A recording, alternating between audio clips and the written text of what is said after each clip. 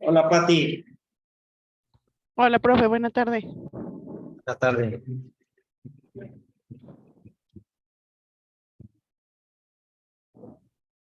Algo raro ahí.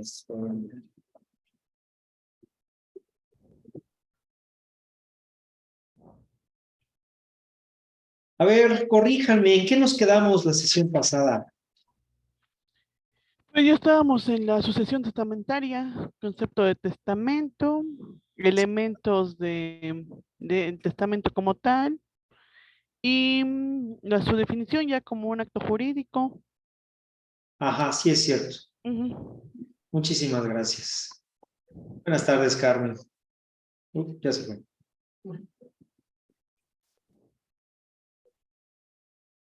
Bueno, ya veíamos que el testamento pues, es un acto jurídico unilateral.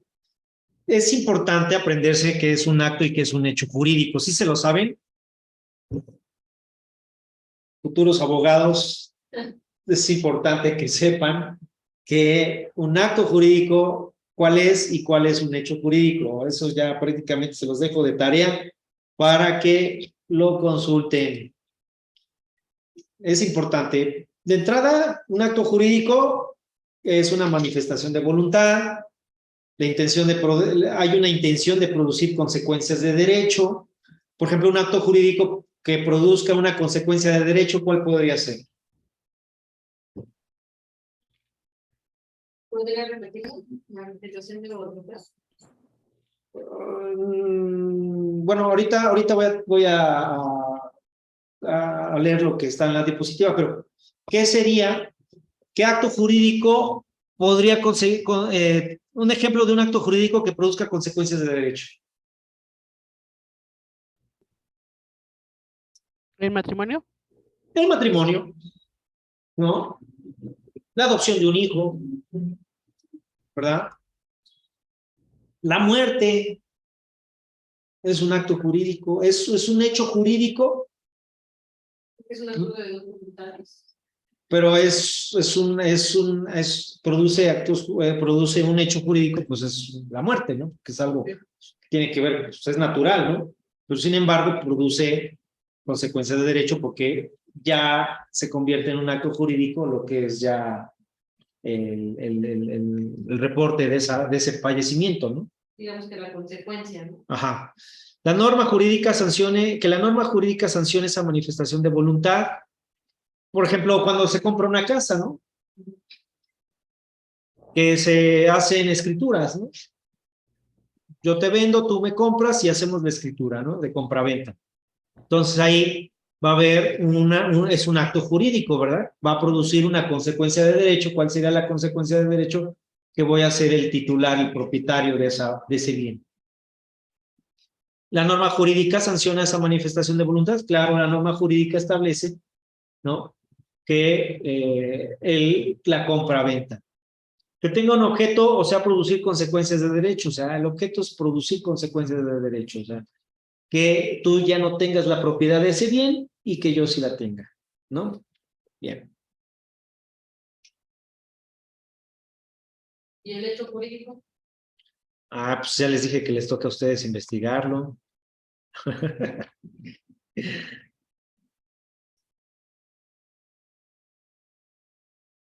Pero el hecho jurídico les voy a dar una pista para que ustedes ahí se pongan truchas. Porque esto ya lo deberían de saber, esto es desde la introducción del derecho. Claro. ¿No se los han dejado claro? No, sí, incluso hay una profesora que también me lo decía, ¿cómo se llama la profa? Que nos decía, a ver, si les preguntan qué es, ay, se me fue la palabra, y lo tuvimos que anotar y para memorizarlo, y cada vez que empezaba su clase nos lo preguntaba, porque decía, es que esos deberes a veces decían de la primera clase, ya les tocó el cuatrimestre pasado, y fue así, no, ahorita nadie no había, como empecé a hablarlo. ¿Se puede decir que la diferencia entre uno y otro pues, prácticamente es la voluntad? Es correcto. Yo iba a escribir, ahora me regreso a mi silla. porque precisamente lo iba a escribir. Es que ambos pueden producir efectos legales, pero uno puede ser con voluntad y otro sin Exacto. voluntad. Y ya lo mencioné, hace rato lo mencionaba, que precisamente la muerte es un hecho jurídico, ¿verdad? Y no voluntariamente te mueres. Porque no, exacto, no voluntariamente te mueres, ¿no?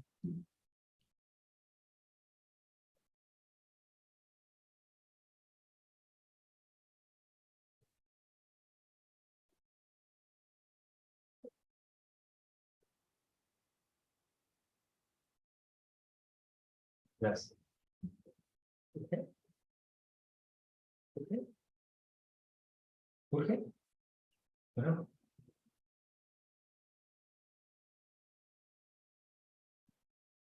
perdón, es que...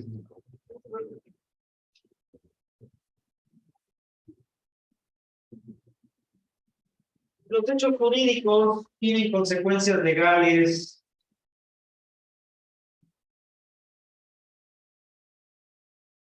Pero no tiene nada que ver con la voluntad. Pero carece.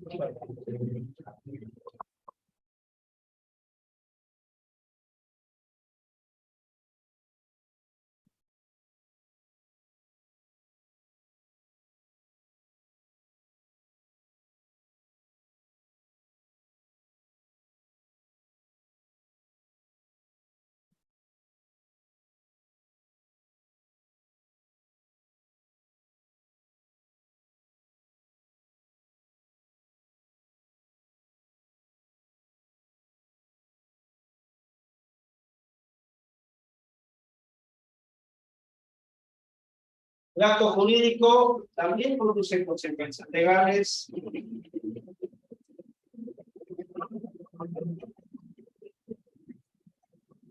Pero tiene que ver con tiene que ver aquí la voluntad de las personas.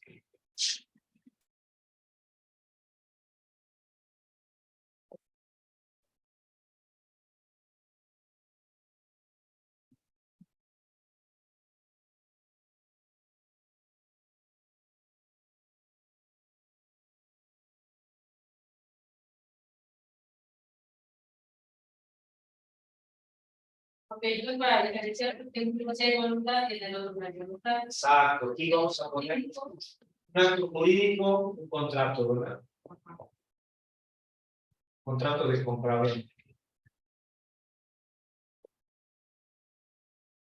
Un hecho jurídico, la muerte o el nacimiento.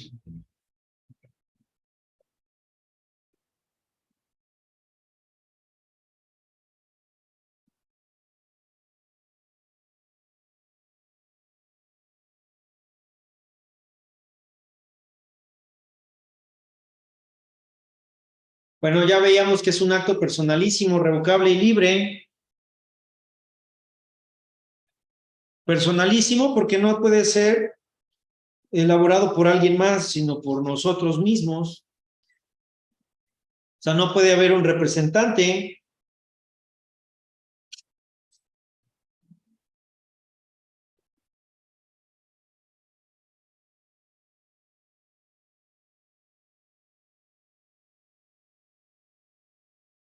¿Es revocable? Claro que es revocable un testamento.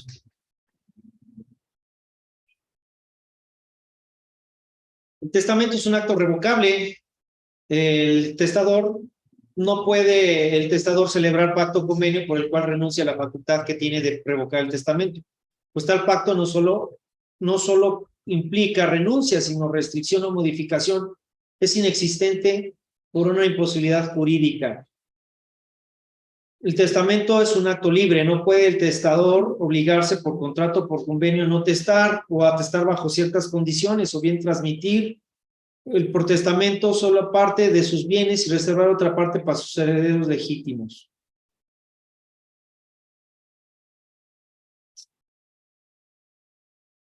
¿Está lloviendo? No. Bien, entonces de tal forma que es un acto personalísimo, revocable y libre. Hay testamentos ordinarios. Tenemos como testamento ordinario el público abierto, el público cerrado, el hológrafo y el público simplificado. Voy a tratar de irme lo más rápido posible para que terminemos el día de hoy este tema de los testamentos. Y la próxima sesión, ¿cuántas sesiones nos faltan? Una más, ¿verdad? La siguiente. Entonces, para que la siguiente ya prácticamente estemos concluyendo lo más que podamos del programa. ¿Sale? Entonces voy a ser muy rápido. Todos modos, si van teniendo preguntas, me las van preguntando. Vamos comentando. Bien, ¿cuál es el testamento abierto? En el que el testador declara en presencia del notario y testigos simplemente ante estos. Puede el testamento abierto redactarse por el notario, por los testigos o por el mismo testador. No quiere decir que esto que en toda clase de testamento abierto cualquiera de esas personas pueda redactarlo. Según la clase de testamento abierto que pueden presentarse, la redacción se podrá ejecutar o no por las personas que intervengan para autorizar el acto. Lo esencial es la declaración de voluntad en presencia de estas personas. Insisto, bueno, el testamento abierto, la declaración de voluntad es fundamental. Puede ser redactada por el notario y por testigos o el mismo testador, ¿no? Él lo redacta. El cerrado se caracteriza por ser desconocido por las personas que concurren a autorizar el acto, o bien ser notario o testigo. Es aquellos testamentos que van, por ejemplo, en sobres, y ese es un testamento cerrado. Nadie lo conoce, sino es que hasta la apertura de la lectura del testamento, ¿no? Donde es prácticamente una incógnita, ¿no? Lo que contiene el testamento. Se encuentra redactado previamente por el testador o bien por otra persona a su ruego y se entrega en un sobre cerrado. El testamento cerrado puede ser público, cerrado, hológrafo y en ciertos casos el hecho en país extranjero. O sea, puede ser hecho en país extranjero. El testamento público abierto es un testamento ordinario y formal en el cual el testador manifiesta claramente su voluntad ante notario. Y este redacta por escrito esa manifestación sujetándose estrictamente al tenor de ella. Una vez hecha la redacción, dará lectura al testamento y si el testador da su conformidad, será firmado por el notario y en su caso los testigos. Además, este requisito de señalar el lugar, la fecha y la hora en todo testamento público abierto, el notario debe cumplir con la formalidad general ya anunciada, certificando sobre la identidad del testador, su capacidad, es decir, que se encuentra en pleno juicio y que está libre de toda coacción. Los testigos instrumentales podrán intervenir, además, como testigos de conocimiento. También se reglamenta el testamento público abierto cuando se otorga por un sordo. En este caso, manifestará su voluntad, el notario redactará por escrito el testamento y lo leerá al testador. Y si no sabe leer, designará persona de su confianza que lea el testamento para determinar si el notario interpretó fielmente su voluntad. Aquí ya vemos, ¿no?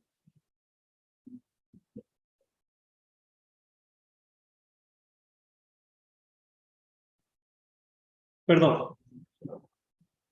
Cuando el testamento público abierto es hecho por un ciego, se dará doble lectura del testamento, una por el notario y otra por persona que determine el testador o por uno de los testigos. Eso es lo que lo hace abierto, ¿no? La posibilidad de tener testigos. Público y abierto, ¿no? El testamento público cerrado. Aquel en el cual el testador hace sus disposiciones en un documento privado que guarda en un sobre cerrado y que es escrito por el mismo testador o por otra persona a su ruego. Firmando el calce y rubricando todas las hojas, y si no sabe o no puede firmar, lo hará otro a solicitud suya. Eso es lo que lo hace público cerrado, ¿no? En este testamento interviene el notario y testigos, pero solo para hacer constar en la cubierta del sobre que lo contiene la declaración del testador. En presencia de los testigos, en presencia de los testigos de que en dicho sobre se encuentra un pliego que contiene su testamento.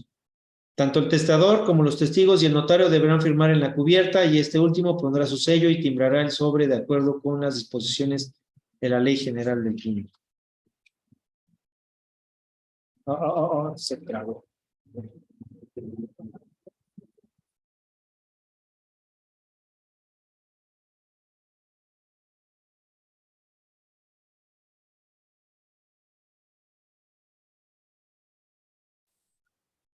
El testamento público cerrado, ese ya lo vimos, ¿verdad? Ahí va el hológrafo. El hológrafo, considerado como testamento ordinario, es el escrito por el testador de su puño y letra, siempre y cuando sea mayor de edad, sepa leer y escribir.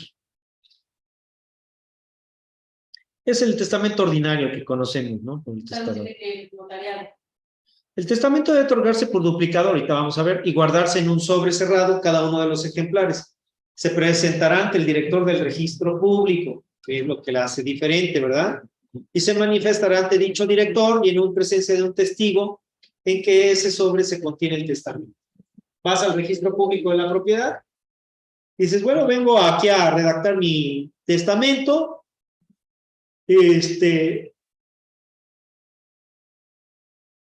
pero se presenta ante el director del registro público de la propiedad y pues ahí se hace la constancia, ¿no? Debe comparecer directamente el testador y hacer esa manifestación. El director del registro público exigirá que se compruebe la identidad del testador. También certificará que se encuentra en su cabal juicio y libre de toda coacción.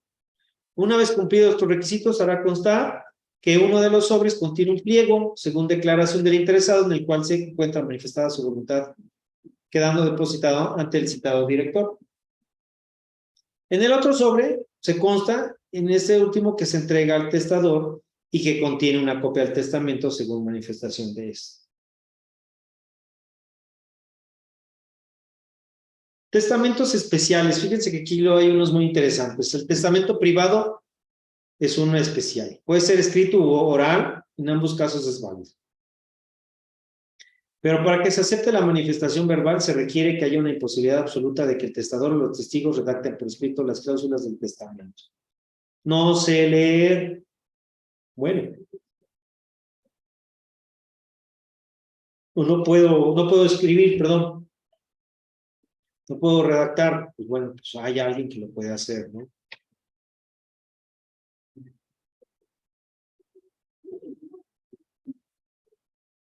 El testamento privado se autoriza solo en los casos en que exista imposibilidad de otorgar testamento ordinario, es decir, público abierto, público cerrado u hológrafo.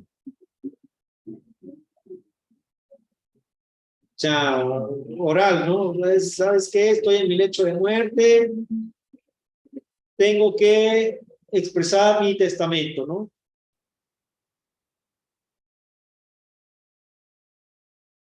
Perdón.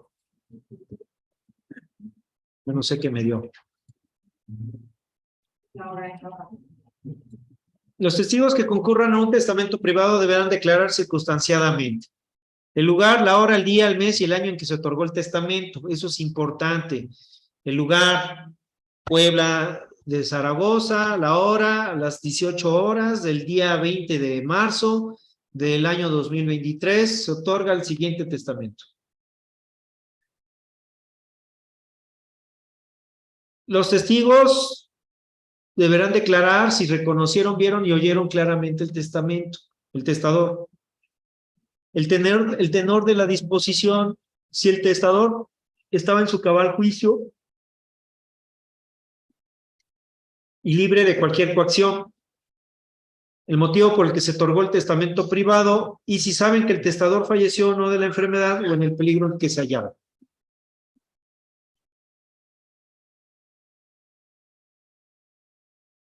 El testamento militar es aquel que se hace sobre los militares, que lo hacen los militares en el campo de batalla o cuando está herido en el campo de batalla, pues este testamento especial se acepta para también prisioneros de guerra, puede otorgarse de manera verbal o escrita ante dos testigos. Puede el testador en el momento de encontrarse herido en el campo de batalla entregar su testamento escrito y firmado de su puño y letra, o bien, al entrar en batalla. Si no tiene testamento escrito y por la urgencia del caso no es posible que el testador o los testigos lo escriban, es suficiente que haya manifestación de la verbal, que se manifieste la voluntad de manera verbal y que se lleve a cabo en presencia de dos testigos, que deben concurrir siempre en esa clase de testamentos. Otra vez. Ya se trabó aquí el botón. Pero...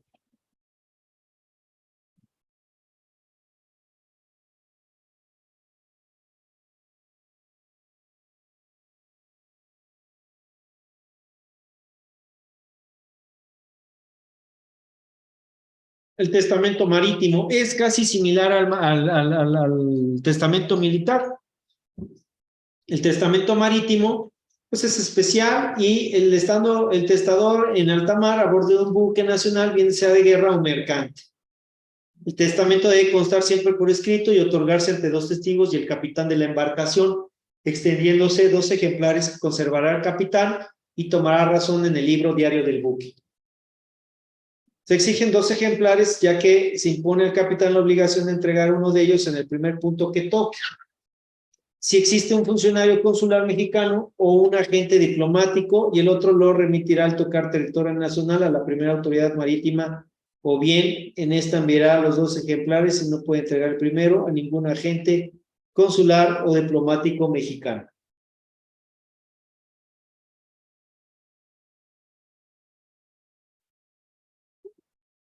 De tal manera que nos está hablando de que al momento en que ya fallece, bueno, en el momento que se expide el testamento, pues tiene que entregarse a un funcionario consular, ¿verdad? O a un agente diplomático, y al llegar, bueno, por ejemplo, vamos a París, ¿no? Entonces, llevaba el testador, hizo su testamento y se murió ahí en el trayecto.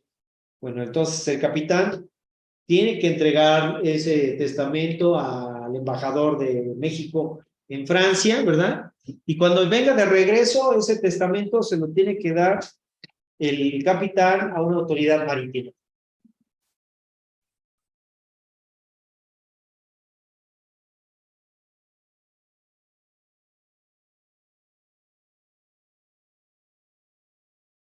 Testamento hecho en su país extranjero. ¿Me haces favor de leer?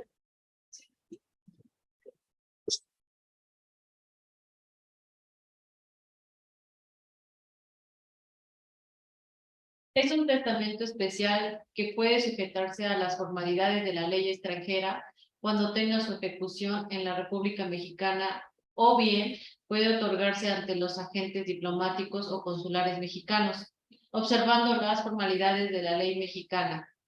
Los agentes diplomáticos y consulares tienen funciones notariales y pueden recibir testamentos holográficos. El testamento hecho en país extranjero puede sujetarse a las leyes del país en que se otorgue y tiene plena validez en la República, en virtud del principio de que el lugar rige al acto. Locus regit actum, reconocido por el artículo 13, fracción cuarta del Código conforme, al cual de los actos jurídicos en cuanto a su formalidad se sujetarán a la ley del lugar en donde se otorga. Muy bien. Pues en efecto, estamos hablando de un testamento especial. Muchas gracias. Obviamente se puede sujetar a las formalidades de la ley extranjera, pero se puede ejecutar en México, ¿verdad? Y puede otorgarse ante los agentes diplomáticos, y siempre y cuando pues se haga dispuesto conforme el Código Civil de la Federación. No se hace conforme el Código Civil, por ejemplo, de Puebla o de Morelos. No, se hace a través del Código Civil Federal. El testamento hecho en país extranjero se sujeta a las leyes del país en que se otorga, pero tiene validez en la República Mexicana. A esa figura se le conoce como locus regit actum. Y bueno, pues está reconocido en el artículo 13, fracción cuarta del Código Civil Federal.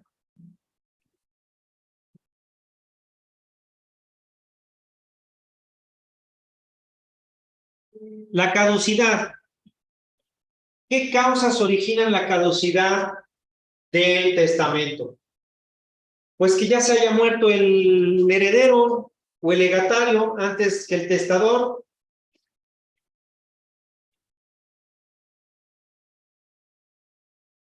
O sea, Juan Pérez hizo su testamento para su hijo Giovanni Pérez, pero resulta que Giovanni se muere antes que Juan Pérez. Juan Pérez ya llegó a los 100 años, Giovanni a los 80 y se murió.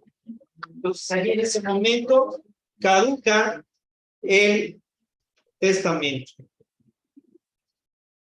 Cuando el heredero legatario muere después del testador, pero antes de que cumpla la condición suspensiva, acuérdense que hay una condición suspensiva, se refiere a que se debe cumplir con una condición impuesta por el propio testador, ¿verdad?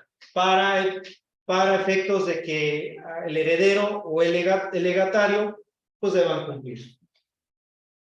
3. Cuando el heredero se hace incapaz de heredar, pues, cuando caduca la disposición y se abre la sucesión legítima para los bienes objetos de la disposición que ha caducado, pues ahí sucede que el heredero, pues de pronto cayó en coma, está grave, está en coma, ¿verdad? Ya no tiene la capacidad de heredar, en ese momento caduca.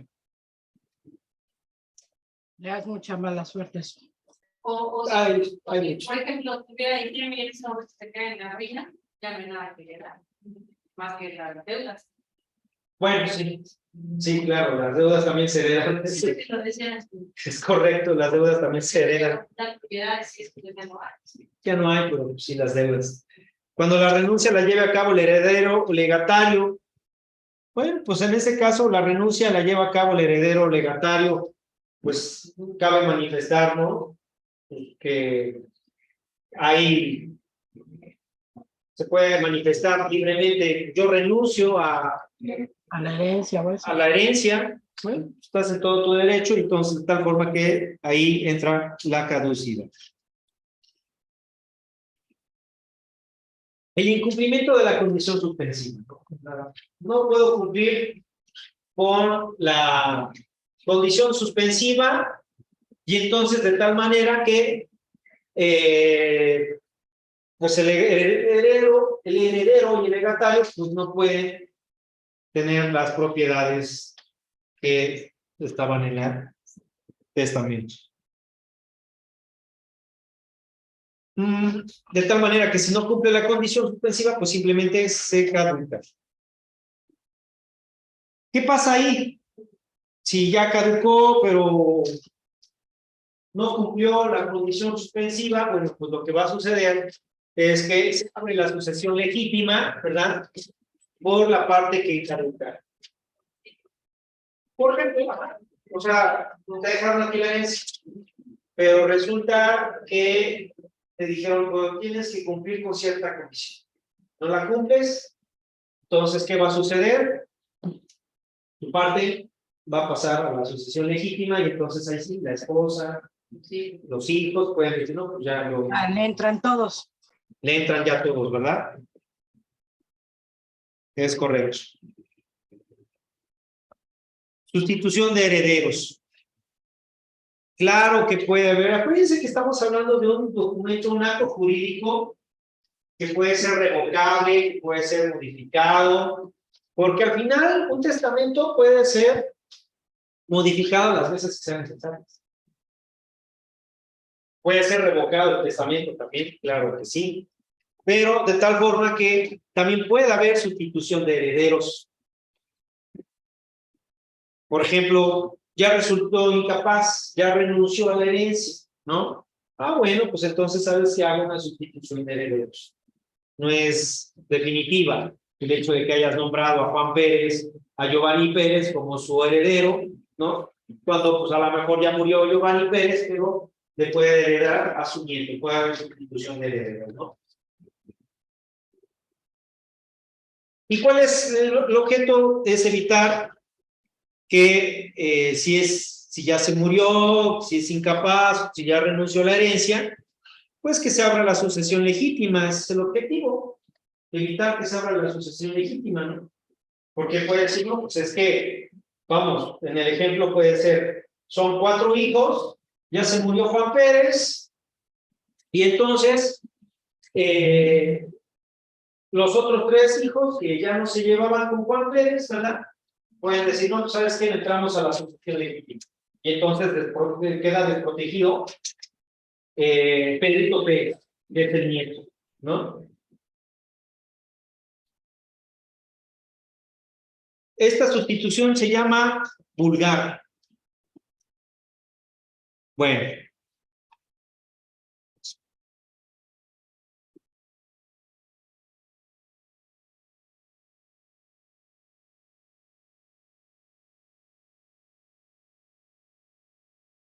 Vamos a hablar de los legados. Otra vez ya se me... Hoy vamos a terminar antes.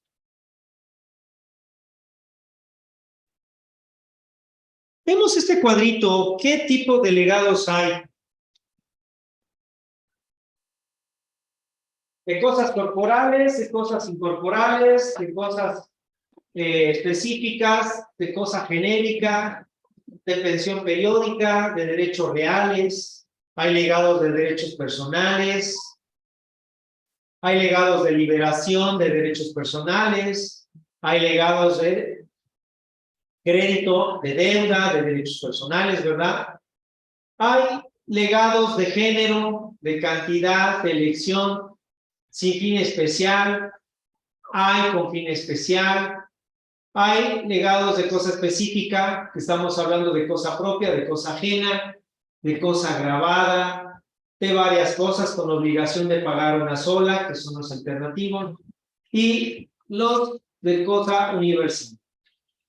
De cosa ajena, estás hablando de legados de cosa ajena, de totalmente ajena o parcialmente ajena, de propia de heredero, propia de legatario, propia de un tercero. Estamos hablando de también legados que no existen en la herencia y no existentes en la herencia. Legados de alimentos, legados de educación, legados específicos y legado genérico. ¿Perdón? Ah. De deuda principal y de premio. Son los tipos de legados que existen. Vamos a ser breves sobre estos temas porque pues la idea es que podamos abarcarlo el día de hoy. Creo que nos vimos rapidísimo, ¿verdad? De todos modos, si van teniendo dudas, vamos comentándolas. El legado como la herencia tiene 2 acepciones. Significa el acto de transmisión a título particular de una cosa o derecho como los objetos transmitidos. Generalmente el legislador, cuando se emplea la palabra legado, se está refiriendo al objeto transmitido. Es decir, la cosa o el derecho, objetos de una disposición testamentaria a título particular. El legado consiste en la transmisión gratuita a título particular hecha por el testador. Es decir, título particular nos estamos refiriendo que vamos a legar este objeto, como veíamos anteriormente, ¿verdad?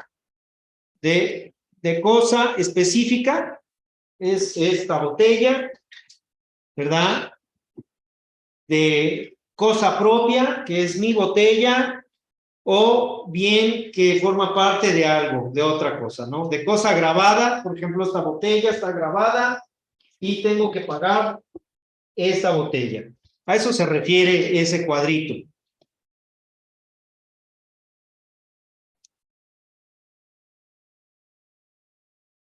Hay una transmisión gratuita, de tal manera que no es onerosa, es a título particular, hecha por el testador de un bien determinado, susceptible de determinarse.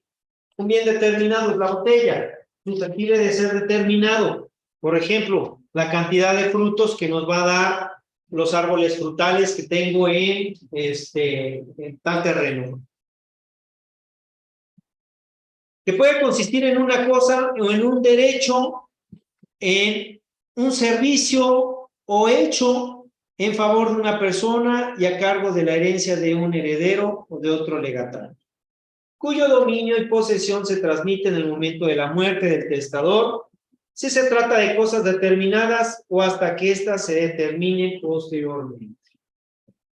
Estamos hablando de cosas determinadas, ya dijimos la botella, o hasta que éstas se determinen posteriormente, pues lo que va a surgir como parte de los frutos que den esta producción de manzanas o los frutos que den una empresa, ¿no?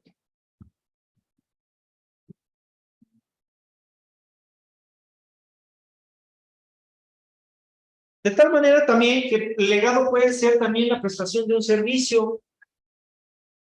Es decir, existen legados de dar y de hacer.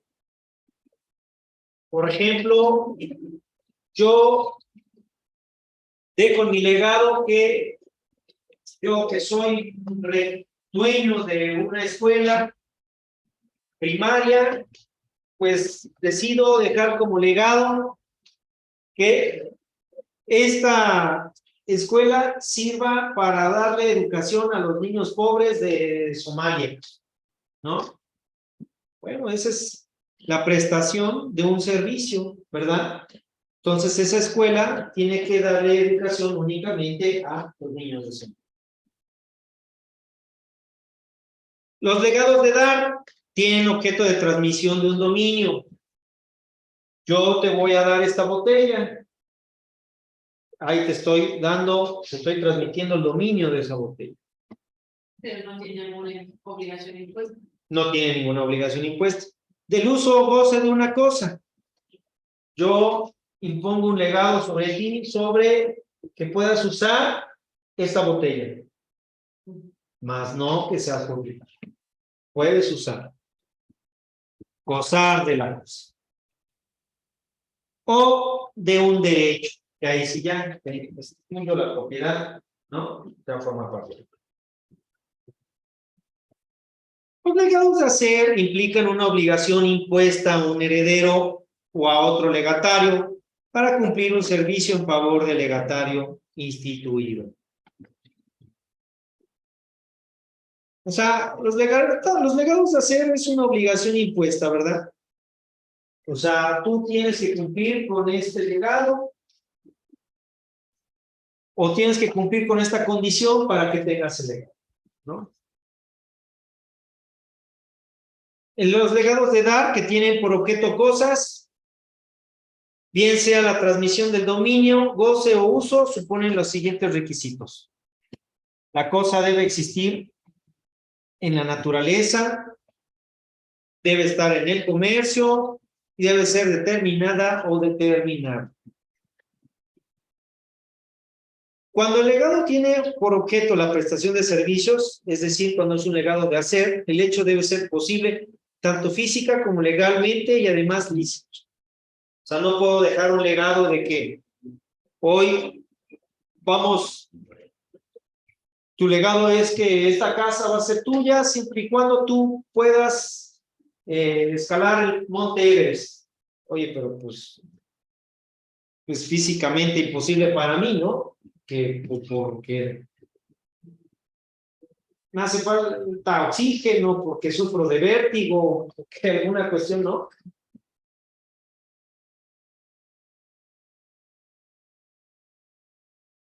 O que pueda decir, no, pues vamos a poner esta escuela, que esta escuela le dé como legado, pues que le dé clases a los niños de Francia, pero pues sí, pues estamos en México, ¿verdad? Aquí no hay ningún francés, ningún niño somalí, ¿no?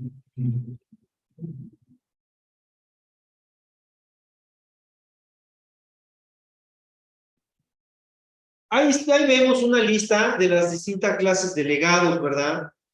Ya hemos platicado de los legados, por eso estamos yendo rápido. Y vemos esa lista de cosa propia, cosa ajena también puede haber, de cosa determinada, de cosa indeterminada. A ver, ¿me pueden ayudar leyendo? Gaby, ¿estás ahí? Gaby. Bueno. Aquí estoy.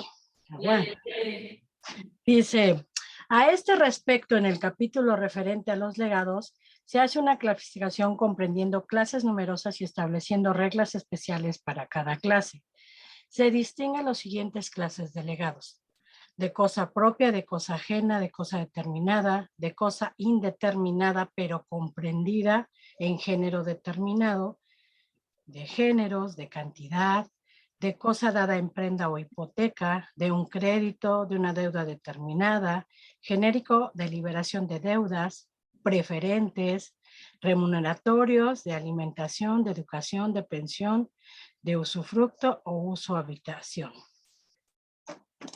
Muchísimas gracias. Es muy bonito verlo. Sí es. Que lees muy bonito, dice aquí la compañera. Gracias. Bueno, el legado de cosa ajena es el legado de cosa determinada, propia de la persona agravada de un tercero, y es eficaz solo cuando el causante, o sea, el que ya falleció, quiera atribuir la cosa al favorecido, incluso en el caso de que no forme parte de su herencia. Por ejemplo, decir, no, pues este legado de esta lámpara, pues que es de Juan Pérez, ¿verdad? No es mía, pero pues yo la pongo ahí en el legado, ¿verdad? Puedo legarla. Ya sé que no es mía, pero pues está dentro de, no forma parte de mi herencia, pero bueno, yo digo que es la lámpara de Juan Pérez, ¿no? Eso también puede ser. Hasta ahí vamos a parar para platicar acerca de las próximas sesión. Sí, profe. Bien, Tengo una pequeña duda. díganme. Ay, sí.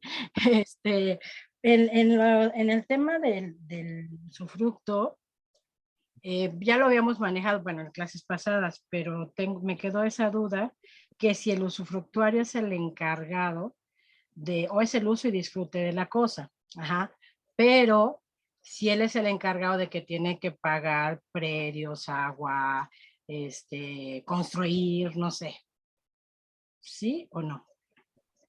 No, acuérdense que hay usufructuario, usufructo a título gratuito y usufructo a título oneroso. ¿Qué significa título oneroso? Bueno, a título gratuito conlleva que yo pues te doy el usufructo a ti de forma gratuita, ¿no? Entonces tú te haces cargo de pagar ciertos derechos. Tú te haces cargo de pagar ciertas mejoras, ¿no? Por concepto de desgaste, ¿no? Yo te doy usufructo a título oneroso. A título oneroso, entonces yo, el que te está dando el usufructo, pues te voy a cobrar, más bien voy a pagar los derechos, voy a pagar ¿cómo se llama? Esas mejoras que sufra la casa o el bien, eso yo lo voy a pagar, ¿no? Entonces sí es importante esa cuestión, porque pues al final, pues tú también se puede acordar ahí en el usufructo, ¿no? Ahí en el contrato, ¿no? ¿Sabes qué? Podemos acordar que pues yo voy a tener el usufructo, ¿verdad? Pero pues tú vas a pagar los derechos, ¿no? O sea, el predial, el impuesto que recaiga el agua, ¿no? Eso ya se acuerda en el propio contrato de usufructo. ¿Me explico? ¿Sí, Gaby? Ajá, sí, sí, es que tenía esa duda por una amiga que es abogada y dice, no, el usufructario sí o sí tiene que pagar derechos y todo. Digo, pero es que hay dos formas. No, ¿cuáles dos formas? No, el usufructuario es el que paga todo, mejoras y todo y es el que tiene que hacer. Ya está bien. Gracias, comadre. Ay, sí. No, porque y todo depende de cómo lo recibas, ¿no? Si es a título oneroso, aquí te lo voy a poner, mira, ¿dónde está? Sí, sí, sí. Mm,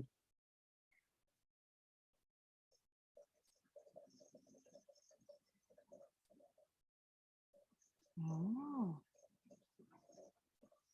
no les he subido estas presentaciones. Sí. No, hay algunas que no estaban arriba, ¿verdad, Gaby? ajá, Eso y tú también estábamos platicando. sí, que eso. por favor. Si nos podías subir las presentaciones, porque pues con eso nos estamos apoyando. ¿Saben cuáles presentaciones? Bueno, yo lo reviso y subo. Sí, No se preocupen, yo lo subo. Mira, aquí está. Solo en caso de que un usufructo, de que sea un usufructo a título oneroso, es obligación del nudo propietario conservar la cosa en el estado de servir para el uso convenido. Ahí ¿Quién es está. el nudo propietario? Pues el propietario de la cosa, ¿verdad? O sea, si es a usufructo a título oneroso, o sea, que yo cobré, yo te voy a dar el usufructo de este salón. Y entonces a ti te voy a cobrar, reino. Te voy a decir, ¿sabes qué? Pues págame 10,000 pesos. Ah, bueno, pues yo tengo que entonces la obligación del nudo propietario, yo que estoy recibiendo el dinero, de pagar las mejoras. No puedo esperar algo. Así es, ¿no? Ujú. Y a título oneroso, digo, Así. a título gratuito, déjame ver, aquí está, ¿dónde está título gratuito?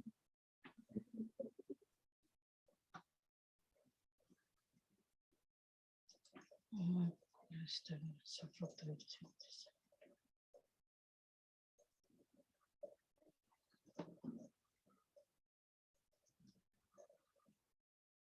Bueno, a título gratuito es lo contrario, ¿no? O sea, creo que no está ahí. A ver, espérame. No lo veo.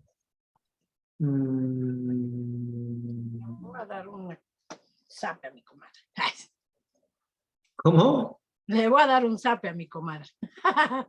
Bueno, pero ya lo vimos, ¿no? ¿Estamos de acuerdo? Ok, profe, sí, sí, sí. Vamos a ver qué dice el Código Civil de Puebla. Porque a lo mejor estamos también, que no varía, ¿verdad? Ah, aquí ya lo tengo, permítame.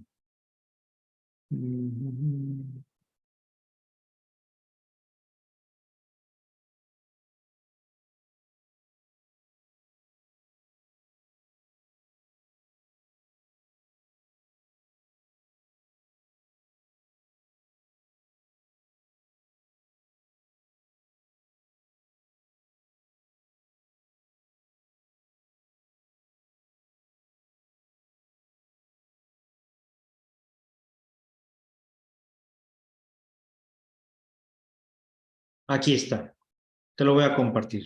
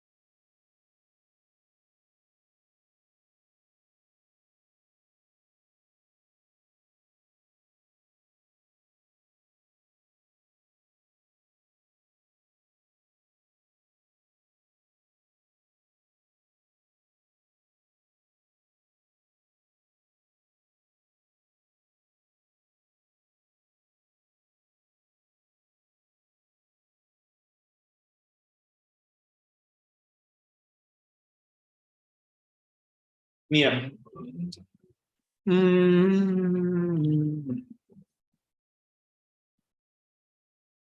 ¿Dónde están las obligaciones del nudo propietario? Vamos.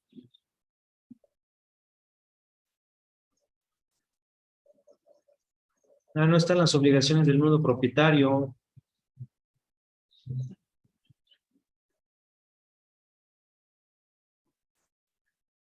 Aquí está, bueno, el artículo 1228, las contribuciones y cargas ordinarias sobre el usufructuado son por cuenta del usufructuario. Bueno, es lo que veíamos. ¿Estás de acuerdo? Esa era la pregunta. ¿Estás de acuerdo? Ujú, ujú. No dice aquí las obligaciones del nudo propietario. Ajá, sí. Nudo propietario a las reparaciones del pago, nudo propietario. Ujú. De tal manera que, bueno, Aquí corrigiéndole la plana un poquito a tu comadre. Cuando hay un usufructo a título oneroso, el nudo propietario es el que tiene que cubrir las mejoras. Y cuando es el usufructo a título gratuito, pues es el usufructuario el que tiene que cubrir las mejoras, ¿no? Pero aquí el código nos está mencionando, mira, aquí está, si el usufructo se constituyó a título gratuito, son aplicables las siguientes disposiciones. El usufructuario está obligado a hacer las reparaciones indispensables Mantener el bienestar. para mantener el bien. Ni el usufructuario ni el nudo propietario están obligados a hacer las reparaciones a que se refiere la fracción anterior si la necesidad de ellas proviene de vejez, vicio intrínseco, de deterioro grave del bien, que sea anterior a la concesión del usufructo, o debe obtener el consentimiento mutuo. A ver, ¿qué más? Acá donde dice que ninguno tiene el derecho a exigirle al otro. Exacto. Ujú. Esa es la respuesta que se refiere, no tiene derecho a exigir el pago de ellas al usufructuario. ¿Estamos de acuerdo? Ajá, sí, sí, sí. Entonces, pues ya siempre que haya alguna situación de este tipo hay que acudir al código, Sí. porque pues cada estado tiene su propia normatividad. ¿Estamos de acuerdo? Sí, sí, sí. Está bien. Pero pues, bueno, ahí también podemos acudir al Código Civil Federal, donde podemos ver también lo que dispone el Código Federal. sí, Bueno, gracias. Ujú. pues ya terminamos el día de hoy y el examen, 20 preguntas, son 20 reactivos. No lo he cargado todavía, pero se va a abrir el sábado. ¿Y qué 8 días? Exacto, se va a abrir de que 8 días y se va a cerrar ese mismo sábado. Se abre a las 2, la madrugada, a las 12 de la noche del sábado, y se cierra a las 11:59 del sábado. Ujú. Son preguntas de opción múltiple, son preguntas también de colocar la respuesta correcta, No y es hay otra pregunta de falso o verdadero. Es que esas de colocar la respuesta, ya tuve mala experiencia con ella. Bueno, solamente hay que leer bien y hay que completar bien la frase, ¿no? Está bueno, pues, está bueno. ¿Sale? Sí, profe. Entonces, el valor del examen, 30%. Okay. ¿Cuántas tareas tenemos? 3 y vamos. Pues, 3 tareas. Bueno. Yo digo 2. Digo 2. Ay, no voy a dormir. Por favor, entreguen sus tareas a Oni porque estén retrasadas.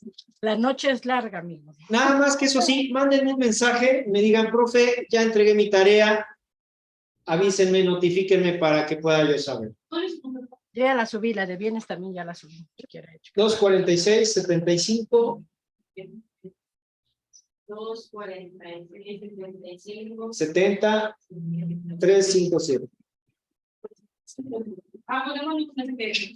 Por favor, me mandan mensaje, me avisan que ya subieron sus tareas para que yo pueda revisarlas. ¿Sale, vale? Bueno, pues eso sería todo y la próxima sesión ya terminamos las clases y yo espero terminar todo el programa. Bueno, no nos va a dar tiempo terminar todo el programa, pero sí avanzar lo más que podamos. ¿Sale? Ok, profe. Hasta luego. Muchas gracias. Bye. Bye. Adiós, compañeras. Hasta luego. Hasta luego. Bye.